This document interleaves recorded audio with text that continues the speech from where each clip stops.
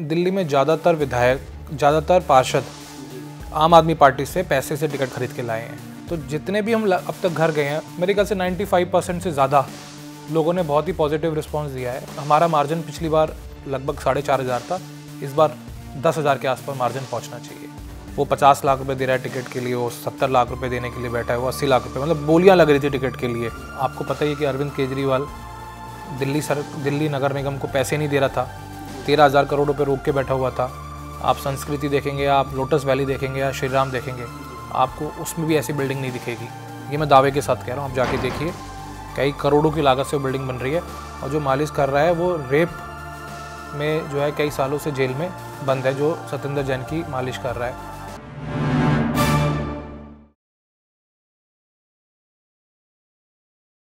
नमस्कार, NBC हिंदी पर आप सभी का स्वागत है। दिल्ली MCD चुनाव बेहद नज़दीक है, गिने चुने दिन शेष हैं। ऐसे में तमाम राजनीतिक गतिविधियां तेज होती जा रही हैं। हमारे साथ बातचीत करने के लिए इस वक्त सरिता विहार से बीजेपी प्रत्याशी प्रतिनिधि हैं मनीष चौधरी जी। इनसे हम बातचीत करके जानने की कोशिश करेंगे कि क्या कुछ स्थितियां लग रही हैं, किस तरह की चीज़ें सामने आ रही हैं। सर, सबसे पहले आपका NBC हिंदी पर बहुत बहुत स्वागत है। बहुत सर, जानना चाहेंगे कि लगातार जो है आप कई दिनों से चुनाव प्रचार में लगे हुए हैं, काफ़ी बिजी शेड्यूल है। लोगों का रिस्पांस सर किस तरह से मिल रहा है? तमाम जगहों पर आप अलग अलग जगहों पर लोगों से मिल रहे होंगे, लोगों का रिस्पांस किस तरह से मिल रहा है और चीज़ें आपको कैसी समझ में आ रही हैं? अब तक क्या कुछ आपको देखने में लग रहा है?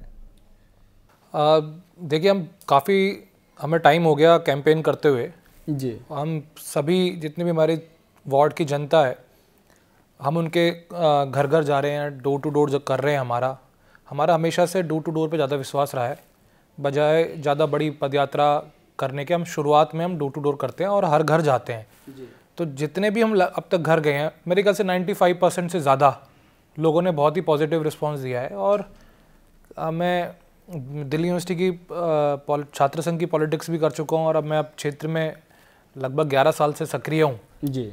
11 साल से नीतू निगम पार्षद है। तो अगर आप किसी के इंसान के चेहरे को रीड करना अगर आता हो तो समझ आने लगता है कि हाँ, लोग आपके लिए बहुत पॉजिटिव है। लोग बोल भी रहे हैं, खुद भी पॉजिटिव हैं।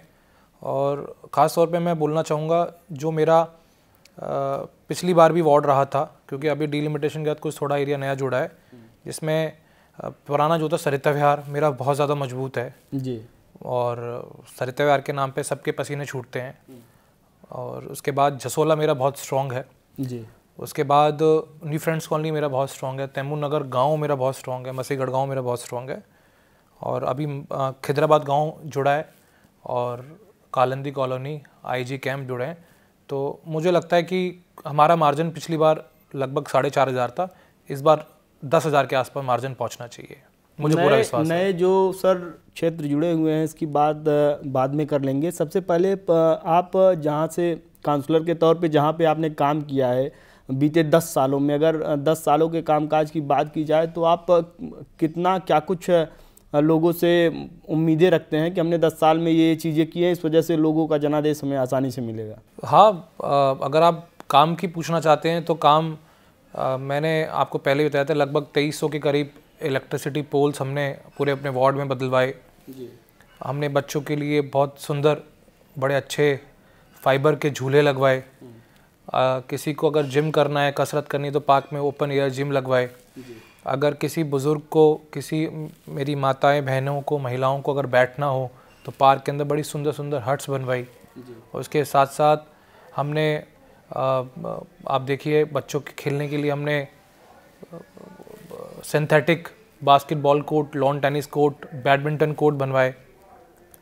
देश के सम्मान के लिए वॉल ऑफ ऑनर सरिता विहार में बनवाई, जिसमें पूरे वार्ड के जितने भी हमारे पूर्व में सैनिक रहे हैं, जिन्होंने देश के लिए अपनी जो है सेवाएं दी हैं, उनके सभी के नाम उस वॉल के ऊपर हैं। और बड़ा वो मतलब एक ऐसा सिंबल बन चुका है हमारे वार्ड के लिए। पूरे दिल्ली में शायद किसी भी पार्षद ने, शायद नहीं, मतलब मैं 100% श्योर हूँ कि किसी भी पार्षद ने ऐसी वॉल ऑफ ऑनर नहीं बनवाई है। अगर आपने देखी होगी तो आप ज़रूर, नहीं देखी तो आप ज़रूर देख के आएँ।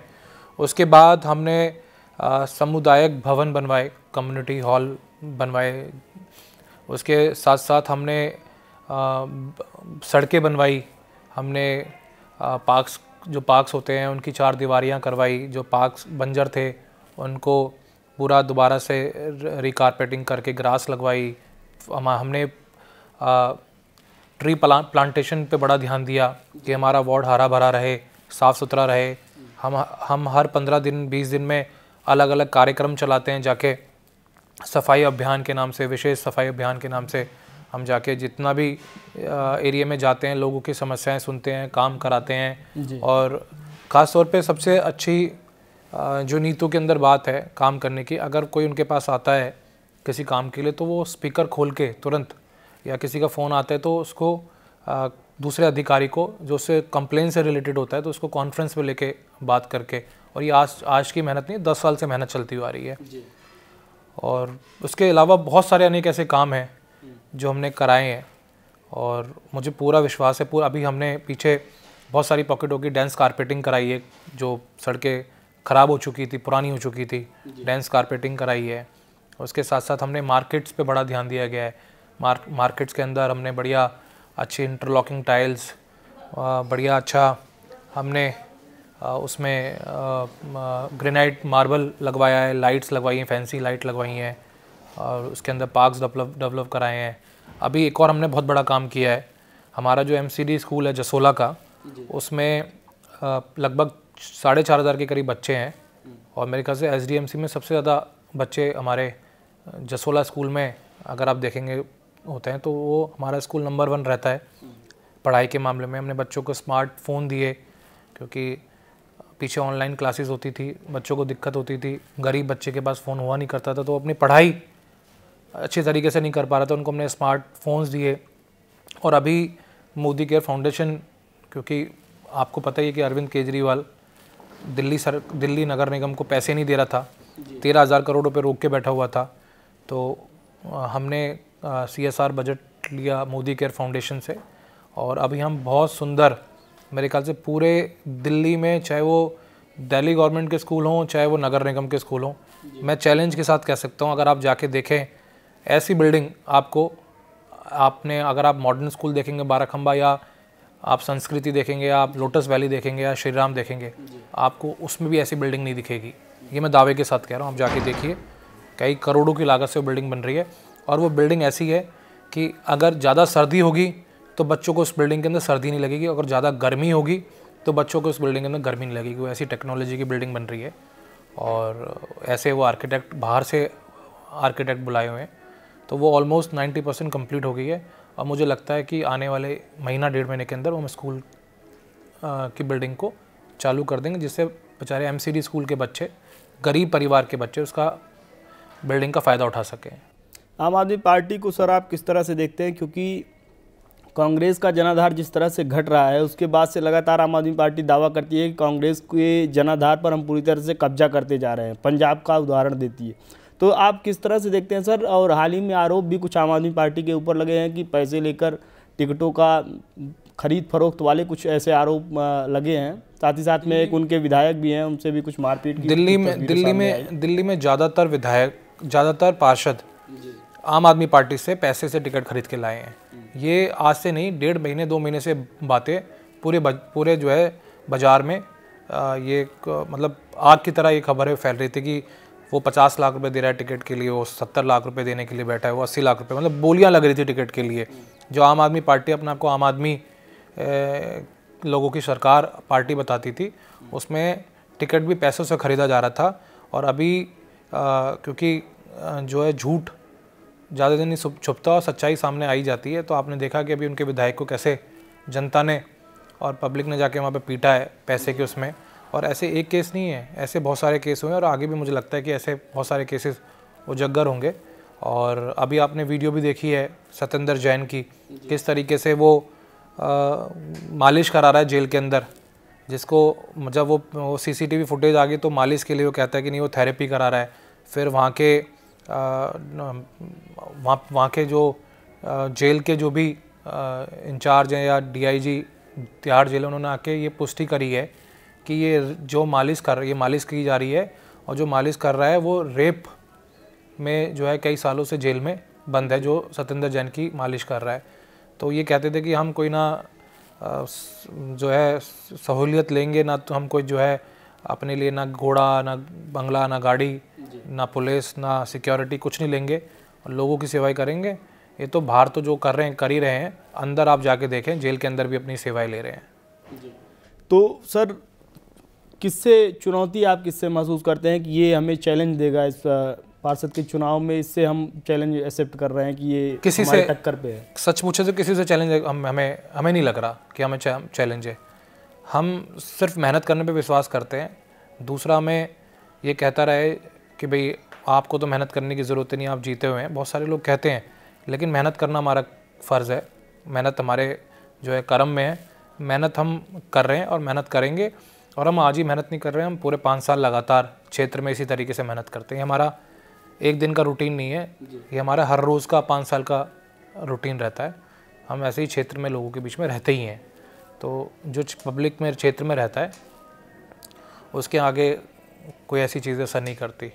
10 साल से सर लगातार आप पार्षद रहे, इसके बाद फिर जो है आगे 10 साल में बहुत सारी चीज़ें आपने तमाम कामकाज के बारे में आपने जिक्र किया। अब आगे क्या कुछ लगता है कि अगर फिर से जनता आपको जनादेश देती है, फिर से जनता आपको मौका देती है, तो इन 5 सालों में आप किन कामों को सबसे पहले प्रायोरिटी पर रखेंगे कि इन कामों को सबसे पहले प्राथमिकता देकर पूरा किया जाए? हम जैसे कि अभी खिदराबाद गांव हमारे उसमें जुड़ा है, तो उसमें सारी सड़कें टूटी हुई हैं, बहुत बुरा हाल है और सफाई नहीं होती, गंदगियों के अंदर अंबार लगे रहते हैं। और वहाँ पे मैं देखता हूँ कि बहुत सारे गलियों में जाता हूँ कि अंधेरा रहता है, स्ट्रीट लाइट ही नहीं है। तो पहले तो मेरा ऐसी चीज़ों को सुधार करने का है। उसके बाद एक और खिदराबाद गांव में अंदर बारात घर है गांव का, वो काफ़ी सालों से रिपेयर ही नहीं हुआ है, तो उसको रिपेयर कराने का वो काम करना है, उसको ठीक ठाक करके लोगों को दोबारा से उसमें उसको यूज़ ही नहीं करते हैं, वहाँ के लोग इस्तेमाल ही नहीं करते हैं, तो उसको ठीक करना है।